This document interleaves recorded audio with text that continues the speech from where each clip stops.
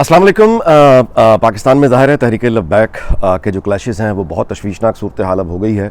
मेरी कम से कम 3 DIGs के रैंक पर जो इस वक्त सर्व कर रहे हैं उनसे बात हुई कल भी, और जो बहुत खौफनाक बात पता चली, उनके फियर्स जो थे वो बड़े जेन्युइन थे, और वो कुछ इस तरह के थे कि वहाँ पे ये एक यानी सीनियर लीडरशिप में ये खौफ आ गया है कि नीचे हमारे जो सिपाही हैं वो कहीं जो है इस मामले में कंफ्यूज ना हो जाएं, या ये कि वो कहीं ख़ुद ही लब्बैक वालों के साथ उनको कुछ लोग ना जाके मिल जाएं, और अगर ऐसा होगा तो ज़ाहिर है उसका जो इम्पैक्ट है वो बड़ा भयानक हो सकता है।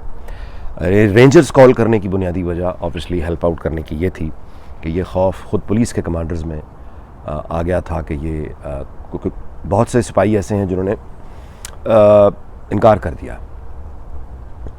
बराह रास्त, यानी कुछ लोगों ने ऐसा किया है। डिसिप्लिन फोर्स में ऐसा हो जाना बड़ी यानी अफसोसनाक बात है। अच्छा, अब इससे आगे चलते हैं। इस्लाम, पहली बात तो ये कि ये फसाद फैलाने वालों का दीन नहीं है, ये शर फैलाने वालों का दीन नहीं है। इस्लाम का मतलब ही अमन है, अखलाक है और सलामती है। ये जो हमारे जितने अपनी तरफ से ये जो लोग हमारे यानी इनको भी कहना चाहिए, भटके हुए भाई कहना चाहिए, क्योंकि ये खुद ब खुद खला से कहीं पैदा होकर हमारे दरमियान में नहीं आ गए हैं। इनकी साल साल इनकी परवरिश की गई है। जिस शऊर से ये दुनिया को देखते हैं और अब उसी शऊर से ये रियासत पाकिस्तान को देख रहे हैं, ये शऊर ये अल्लाह ताला की तरफ से लेकर साथ में नहीं आए थे। इनको हमारे स्कूल्स में, हमारे दर्सगाहों में हमारे ही लोगों ने बैठ के ये सब कुछ सिखाया, पढ़ाया, समझाया और बताया कि ये सच है। अब वो उसको ही सच मानते हैं।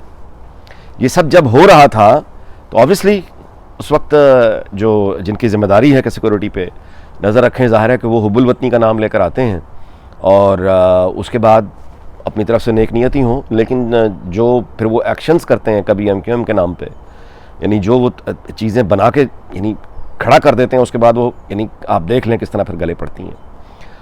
अब ये मामला जो है वो आपके सामने है। अच्छा, अब इसमें यानी ठंडे दिल से इतना ज़रूर सोच लें ये कि फ्रांस की जो सफ़ीर है उसको पाकिस्तान से निकालने का मुतालबा जो है वो अब ये मजहबी जो स्कॉलर्स हैं उनका काम है कि वो सामने आके इस बात पर बाकायदा डिस्कस करें और बताएं कि दुनिया में अगर जैसे भारत, दुनिया तो बड़ी दूर है, फ्रांस बड़ी दूर है, साथ ही बिल्कुल भारत है, वहाँ पे कोई जुनूनी पागल कुत्ता उठ के किसी यानी हमारे मज़हब की या किसी मज़हब की यानी तौहीन करे, या कोई अमेरिका में कोई ऐसा पागल कुत्ता उठ के कर दे बात, या फ्रांस में कर दे या बेल्जियम में कर दे, तो क्या हम अपना घर जला लें, हम अपनी सड़कें भी जला लें, हम अपने स्कूल बर्बाद कर दें, अपने कॉलेज बर्बाद कर दें, अपने अस्पताल बर्बाद कर दें? ये सारे के सारे रास्ते जो आपने रोक रखे हैं, मुझे ये बताइए कि इन यानी ये इसमें ये तंग होने वाले, यानी जो लोग अस्पताल नहीं पहुंच पा रहे, किसी का कॉलेज रह गया, किसी का स्कूल रह गया, कोई अपने दफ्तर नहीं जा पा रहा, किसी की दुकान बंद, किसी की फैक्ट्री बंद, कारोबार बंद, दिहाड़ीदार लोग जो रोज़ाना की दिहाड़ी पर जीते हैं, उनके घर में खाना बनता है। अगर उनको मतलब एक मज़दूर बाहर गया, उसने 250, 300 की, 200 की को मज़दूरी की है, कोई टैक्सी ड्राइवर, कोई रक्षा ड्राइवर, कोई वैगन ड्राइवर, यानी ये वो लोग होते हैं जो रोज़ाना की उजरत पे काम करते हैं। होटल पे काम, छोटे जो चाय के होटल होते हैं, छोटे जो मज़दूरों के होटल होते हैं, यहाँ पे काम करने वाले, तंदूर में रोटियाँ लगाने वाले, ये रेडी लगाने वाले, यानी ये सारे के सारे लोग जो यौमिया उजरत पे काम करते हैं, उनके घर तो खाना नहीं बनता। यानी जिस दिन आप उनका काम बंद कर देते हैं, दरअसल आप किसको मार रहे हैं? और दूसरी तरफ यानी इसमें ये देखने की बात है कि महंगाई के ख़िलाफ़ जायज़ तौर पर लोगों में शदीद गुस्सा है, और हुकूमत की नाकामियाँ जो हैं वो अलहदा हैं। बढ़ती हुई बेरोज़गारी, बंद होते हुए कारोबार, बिजली और पेट्रोल की कीमतों में ये भयानक किस्म का इजाफा और उम्मीद का ना होना, ये सारी की सारी क्लासिक जो इंडिकेटर्स हैं सोसाइटी में हमारे इस वक्त जो अपीयर होना शुरू हो गए हैं, ये तो ये जो साइंस हैं, ये तो अनार्की की तरफ फिर हम जा रहे हैं। यानी ये है कि ये तो एक बिल्कुल कैओस, जैसे कैओस तो खैर मौजूद है, मतलब कैओस से अगली चीज़ ये है कि वो अनार्की की तरफ क्लासिक साइंस आई है। और जाहिर है कि ये अल्लाह ना करे अगर ये बात फैल गई और हाथों से निकल गई, तो मैं आपको ये बता दूं कि ये पाकिस्तान हम सबका है। पाकिस्तान की इस्टेब्लिशमेंट से सियासी इख्तलाफात आपके होंगे या कोई और इख्तलाफात होंगे, मेरे बेशुमार हैं, मेरी वीडियोस गवाह हैं, मेरे उससे पहले के प्रोग्राम गवाह हैं, कालम गवाह हैं। इस्टेब्लिशमेंट की सियासी पॉलिसीज़ पर ज़ाहिर है कि आप तनकीद करने का हक़ रखते हैं, आईन इजाज़त देता है, पाकिस्तानी शहरी हम भी हैं, वो भी हैं। उनकी पॉलिसीज़ पर हम तनकीद करते हैं, उनकी पॉलिसीज़ पर हम हम उनसे इख्तलाफ करते हैं, लेकिन ये तो मतलब नहीं है कि आप यानी पुलिस हो, रेंजर्स हो या फौज हो, आप उन पर हमले शुरू कर दें। मतलब ये वायलेंट हो जाए, उनके साथ पथराव करें, गोलियां मारना शुरू कर दें। ये तो फसाद है, यानी ये शर फैलाना है। इसकी हिमायत कैसे की जा सकती है? आपको किसी पॉलिसी से इख्तलाफ है, आप सियासी जद्दोजहद करें, पुरअमन यानी रहकर तकरीर करें, अपना एहतजाज करें, गोलियां मार रहे हैं। मतलब पाकिस्तान की फौज, मतलब इनकी सियासी पॉलिसियों से इख्तलाफ करें, फौज तो हमारी है। पुलिस वाले जो जुल्म करते हैं, इन जुल्म के खिलाफ मतलब है ज़ाहिर है आवाज़ें उठती हैं, मीडिया उठता है, लोग सब उठते हैं, लेकिन यह कि उनको गोलियां मारना शुरू कर दें। मतलब ये ठहर के ज़रा सोचें कहाँ जा रहे हैं। अगर ये मतलब अल्लाह माफ़ करे, ये बात अगर फैलती है तो आप क्या समझते हैं कि ये हमारे जो मामला है ये हमारे दाखिली रहेंगे? बिल्कुल नहीं। वर्ल्ड इज़ वॉचिंग, और बाकी दुनिया तो छोड़ें, जो आपको देख रहा है, चीन देख रहा है, हमारे हमसाए भारत है। चाइनीज़ गवर्नमेंट का ऑफिशियल ट्विटर अकाउंट हैंडल था जिससे वो ये कह चुके हैं, याद रखिएगा कि चीनी ये कह चुके हैं कि ये जब उन पर अभी लास्ट जो अटैक हुआ था दासू डैम पे, उसके बाद उनके ऑफिशियल गवर्नमेंट हैंडल से ट्वीट उन्होंने किया था जिसका मफहूम ये था कि Chinese army and Chinese missiles are ready to assist our Pakistani brothers on to fight the threat of terror on their soil.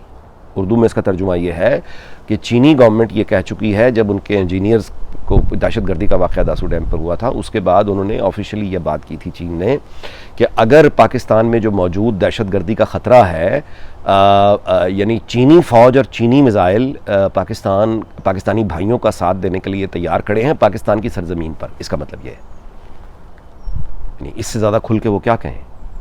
यानी आप क्या समझते हैं, खुदा न खास्ता यहाँ पे अगर पाकिस्तान में कोई इस तरह की वो इंतशार आ गया तो मतलब कोई, यानी ज़रूरी नहीं कि दुश्मनी के नाम पर ही कोई आए, दोस्ती के नाम पे भी आ जाएंगे। यानी लोगों को हिफाजत में यानी असिस्ट करने के नाम पर भी लोग आ सकते हैं। तो ये अफ़गानिस्तान की सूरत हाल आपके सामने है। वहाँ एक बहुत बड़ा कहत की यानी दुनिया भर में इस वक्त एक परेशानी है, कहत आने वाला है। अच्छा, उसके ऊपर से आप ओवर द होराइज़न कॉरिडोर दे बैठे हैं, अगर वो अटैक्स भी शुरू हो गए, कहत की जो है वो यानी वहाँ पर जो स्पिल ओवर पाकिस्तान में आना है, और ऊपर से ये इस तरह के क्लैशेस, ये उस वक्त हो रहा है, यानी हम उस वक्त लड़ रहे हैं पुलिस से और ये इस्लामाबाद पे घेराव कर रहे हैं जिस वक्त ऑलरेडी हमारे सिक्योरिटी एहलकार जो हैं मगरबी सरहद पर, उन पर रोज़ाना हमले हो रहे हैं। यानी उनकी खबरें उस तरह से सामने नहीं आ रही, दबाया जाता है, लेकिन खबरें तो मौजूद हैं, रोज़ाना वहाँ पर हमले हो रहे हैं। तो एक तरफ से वो वहाँ लड़ें और अपने फिर ये मेन लैंड में भी लड़ें, इकॉनमी पीछे है कोई नहीं, तो ये तो हम एक यानी ख़ुदकुशी के रास्ते पे चल पड़े। सो मैं आपसे गुजारिश करूँगा, अपील करूँगा कि इख्तलाफात अपनी जगह, लेकिन इस्लाम का नाम लेके आप सड़कों को तोड़ रहे हैं, इस्लाम का नाम लेके आप घेराव पथराव कर रहे हैं, इस्लाम का नाम लेके आप अगर ये सब हरकतें कर रहे हैं तो माफ़ कीजिएगा, ये नहीं आप फिर आपकी अंडरस्टैंडिंग ही गलत है। यानी इस्लाम को जो आपने समझा है, और इसमें आपका कसूर नहीं है, यकीनन आपको यही पढ़ाया गया, लेकिन बात यह है कि इंसान अगर कोई यानी करेक्शन का भी कोई यानी इल्म सीखना ये ज़िंदगी भर का आखिरी सांस तक का मामला होता है। कोई चीज़ आप ये ना समझें कि आपने शुरू के 10-12 साल में ज़िंदगी में जो सीख ली बस वही हतमी सच है। यानी चीज़ें इस्लाम का नाम लेके आप मतलब बच्चों को तंग कर रहे हैं, मरीज़ों को तंग कर रहे हैं, डॉक्टर्स की नहीं सप्लाई लाइन मेडिकल की उनको तंग कर रहे हैं, अपनी पुलिस अपने यानी गोलियाँ मार रहे हैं। जिसने वो पुलिस वाले पॉलिसी बनाते हैं या ये रेंजर्स हैं ये पॉलिसी बनाते हैं।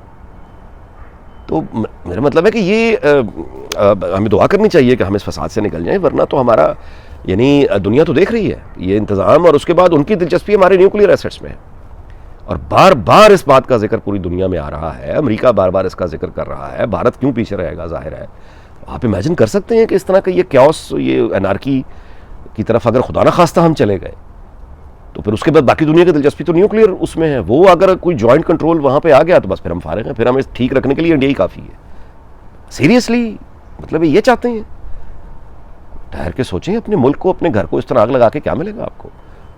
इस उम्मीद पे वीला ख़त्म करता हूँ कि अक़ल और शऊर गालिब रहेगा और जज्बात जो हैं वो भड़के हुए उन पर यानी अक़ल का कोई छिड़काव करके और कुछ मामला जो है इसको रफ़ा दफ़ा करके, जो मतलब है ज़ाहिर है जिन लोगों ने बहुत आगे बढ़ के कत्ल तक कर बैठे हैं, अब उनको माफ़ करने का तो सवाल नहीं पैदा होता। लेकिन जो लोग नहीं पथराव घेराव में हैं, यानी उनके साथ अब क्या डील करनी है, कितनी सज़ाएं देनी है, लेकिन इस तरफ जो है वो अब गुफ्तगू हम उम्मीद करते हैं कि हो जाए, वरना ये सब कुछ हमारे हाथ से निकल जाएगा। आपका बहुत शुक्रिया, देखते रहिए अनीक नाजी ऑफिशियल, फिर मुलाकात होगी। अस्सलाम वालेकुम।